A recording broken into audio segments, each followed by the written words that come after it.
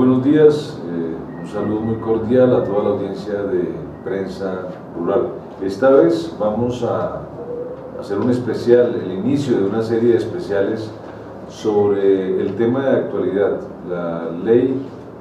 de acceso a la tierra para latifundistas, para multinacionales y para especuladores de la tierra, como algunos especialistas la han denominado. Una ley que fue radicada el pasado 3 de octubre para que hiciera carrera legislativa en el Congreso de la República. Estamos para abordar este tema con Germán Cardosa, uno de los mayores expertos en el tema de tierras y cuestión agraria en Colombia. Muy buenos días, Germán. Muy buenos días, César. Vamos a ser muy concretos en las preguntas, Germán. ¿Qué busca realmente esta ley? Bueno, esta ley, en lo fundamental, busca legalizar procesos de concentración de la propiedad, de acaparamiento de tierras baldías que se han dado en algunas zonas, especialmente en la Orinoquía y en la llanura. Flagrante violación que se ha dado desde 1994 del artículo 72 de la ley 194, que prohíbe que una persona natural o jurídica pueda ser propietaria de más de una unidad agrícola familiar que provenga de baldíos. Ese es un elemento muy importante. El otro aspecto es intentar legalizar, bajo el concepto de asociatividad,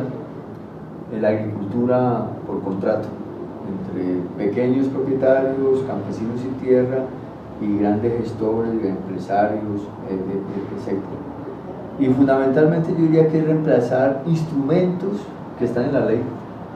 de ordenamiento productivo y ordenamiento social de la propiedad, como las zonas de reserva campesina. En el caso, y vuelvo a ratificarlo, en el artículo 81 de la ley 160 se establece que las zonas de predominio de baldíos o de colonización son zonas de reserva campesina, a excepción de las que se creen como zonas de desarrollo empresarial. Estas zonas de interés de desarrollo rural y económico pues reemplazarían esa decisión de crear zonas de reserva campesina y zonas de desarrollo empresarial en esas regiones. Y me parece que también ese proyecto es una adaptación, digámoslo así,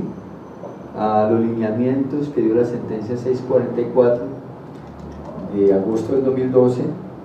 que dejó sin efecto los artículos 60 y 61 del Plan Nacional de Desarrollo, que establecía los proyectos especiales de desarrollo agropecuario y forestal para flexibilizar la unión familiar, pero que también dejó sin efecto el artículo 62, que permitía la entrega en concesión como acto de inicio de arrendamiento en zonas de desarrollo empresarial,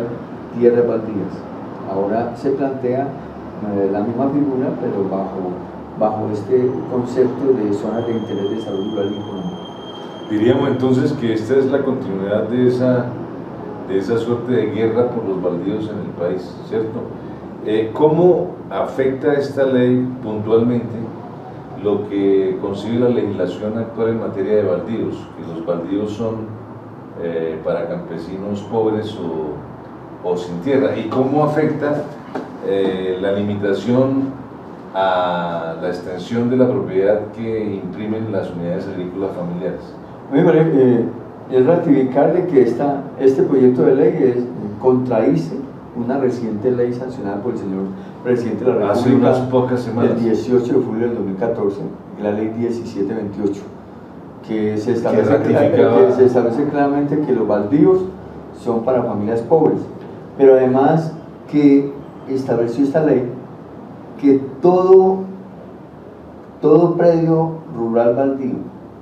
que sea el máximo de adjudicabilidad en unidad agrícola familiar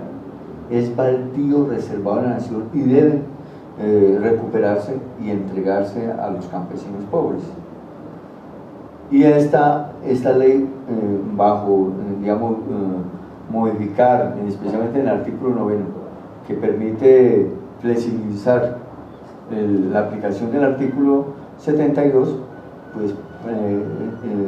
neutraliza, digamos, los efectos de esta ley 1728, pero además puede tener efectos hacia el futuro en la aplicabilidad de los procedimientos agrarios de extinción de dominio, de clarificación de la propiedad, de recuperación de baldíos debidamente ocupados, que están en el decreto 1465/2013. Entonces, aquí pues hay un elemento muy importante de discusión y debate frente al modelo agrario, porque bajo el concepto de productividad, de creer que es que la agricultura familiar, la economía campesina no es productiva, no es eficiente, a través de los innumerables estudios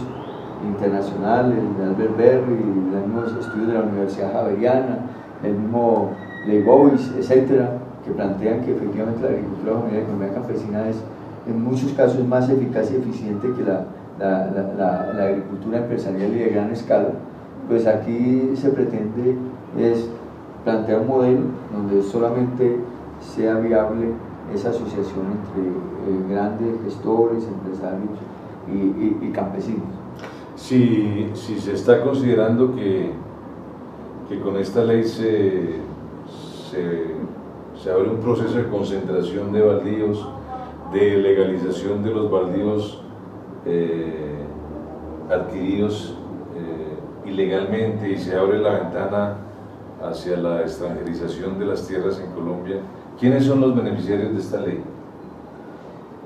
Pues fundamentalmente quienes tengan grandes capitales, grande capacidad económica de hacer desarrollos empresariales y agroindustriales en gran escala, quienes se puedan aprovechar de las grandes inversiones en infraestructura, como por ejemplo del documento COMPES, de la altillanura, de las grandes vías, carreteras y todo eso, de las personas que tengan gran capacidad económica para hacer procesos de a gran escala de reconversión productiva, de hacer, como se ha hecho en algunas regiones del mundo, como en Brasil, de encalar tierras y reconvertirlas y convertirlas mucho más productivas, etcétera. Entonces, yo diría, no es justo que por la omisión del Estado y de los diferentes gobiernos, desde que está vigente la ley 160, INCORA, INCODER, de no desarrollar programas reales de desarrollo rural integral, incluyente para las comunidades campesinas, de no haber realizado ordenamiento productivo, ordenamiento social de la propiedad, que con eso efectivamente esas